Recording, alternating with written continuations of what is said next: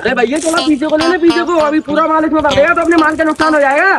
मालिक मालिक मालिक, अबे क्या हुआ, क्यों चिल्ला रहा है? मालिक एक मोटी पार्टी आ रही है, उसको रेत की कीमत बढ़ के बताना। ठीक है आने दे, मैं भी देख लूंगा।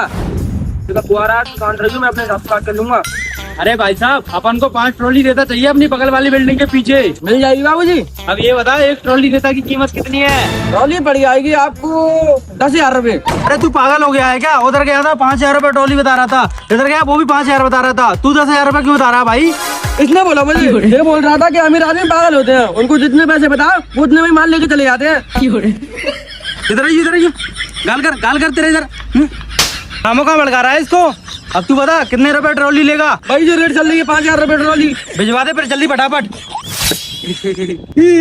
अब जा खड़ा खड़ा मुंह क्या देख रहा है? साहब की 5 ट्रॉली लगवा दे बिल्डिंग के पीछे। अबे जा ना, साले के लालच के चक्कर में एक दिन यही मरेगा और मुझे ही मरवा देगा।